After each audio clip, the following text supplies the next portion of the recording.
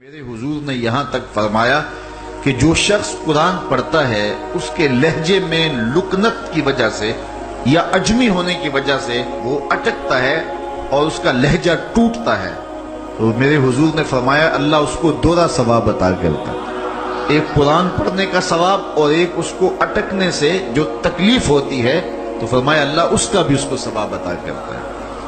اور فرمایا یہ وہ پاکیزہ کتاب ہے کہ اگر تمہارا رب سے باتیں کرنے کو جی چاہے تو قرآن کھول کے بیٹھ جاؤ، یہ رب سے ہم کلام ہونا ہے، یہ اپنے رب سے گفتگو کرنی ہے۔ میرے حضور نے فرمایا کہ قرآن اللہ کی وہ لٹکتی ہوئی رسی ہے جس کا ایک سرا تمہارے ہاتھ میں ہے، دوسرا سرا تمہارے رب کے ہاتھ میں۔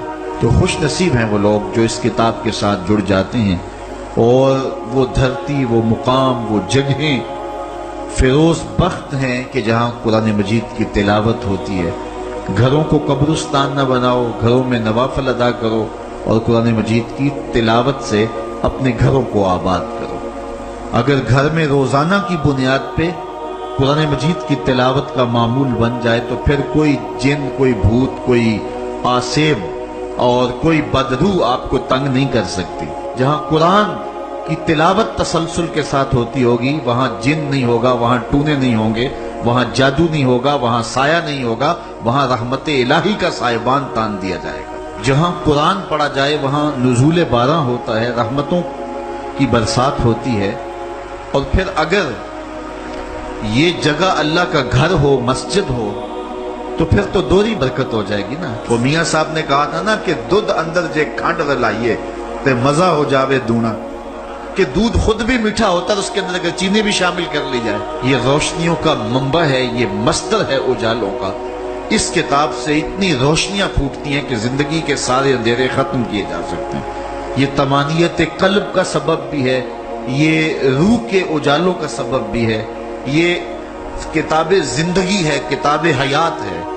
اس کے بتائے ہوئے اصولوں کے مطابق اگر زندگی بسر کریں گے تو یہ زندگی بھی خوبصورت ہوگی، اور اس زندگی کے بعد ایک اور شروع ہونے والی زندگی ہے، وہ زندگی بھی خوبصورت ہوگی۔ قرآن قبر میں چراغاں کرے گا، قبر میں روشنیاں دے گا، قبر میں اجالا کرے گا۔ اس کتاب کے اندر ایسے ایسے شفا کے نسخے رکھے گئے ہیں کہ ہماری زندگی کے روز مرہ مسائل کا حل ہے۔ مثال کے طور پہ آج کل ہر بندہ معاشی طور پہ پریشان ہے، تو سورہ واقعہ صرف 3 رکوعوں پر مشتمل ہے۔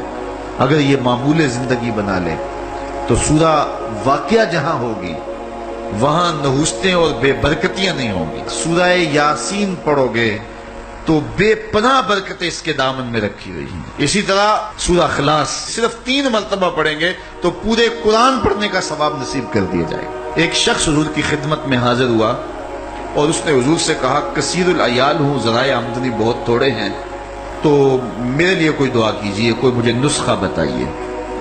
تو آقا کریم نے اس کو جو نسخہ بتایا سنو۔ فرمایا جب گھر جائے تو گھر والوں کو السلام علیکم کہہ دیا کرو۔ یہ کتنا سوکھا نسخہ ہے اور کتنا اچھا وظیفہ ہے، گھر والے بھی خوش، اللہ رسول بھی خوش۔ اس کے بعد ایک مرتبہ سورہ اخلاص پڑھ لیا کرو، غربت توڑ نسخہ۔ جب بھی گھر جاؤ السلام علیکم، اس کے بعد ایک مرتبہ سورہ اخلاص۔ اور میرے حضور نے فرمایا کبھی ایسا ہو کہ تو گھر جائے، گھر میں کوئی بھی موجود نہ ہو، تو فرمایا عمل چھوڑنا نہیں، فسلم علیہ، پھر مجھے سلام کہہ دینا۔ وہ اپنے نام لیواؤں کو تنہا چھوڑتے کب ہیں، جہاں ہم دم نہ ہو کوئی وہاں سرکار ہوتے۔ وہ کہتے ہیں میں عمل شروع کر دیا، گھر جاتا السلام علیکم، اس کے بعد السلام علیکم کے بعد میں سورہ اخلاص ایک بار پڑھ دیتا۔ اس عمل کی برکت سے میں نے تو امیر ہونا ہی ہونا تھا، میرے ہمسائے بھی امیر ہو گئے، میرے ہمسائے بھی امیر ہو گئے۔ تو قرآن کو اپنی زندگی میں بسا لو، قرآن کو شامل کر لو، دنیا بھی سنورے گی، قبر بھی سنورے گی، نزا کا عالم بھی سنورے گا، حشر میں بھی اجالے ہوں گے، جنت کی بہاریں بھی نصیب ہوں گی، اور رسول اللہ کا ساتھ نصیب ہوگا۔ تو اس کتاب سے جڑو، اس کو ورق ورق پڑھو، اس کو حرف حرف پڑھو، اس کو رکوع رکوع پڑھو، اس کا ایک ایک آیت ممکن ہو تو ایک ایک آیت روز پڑھ لو، اور اس کو ترجمے اور تفسیر کے ساتھ، توضیح کے ساتھ، شان نزول کے ساتھ اس کتاب اللہ کی تلاوت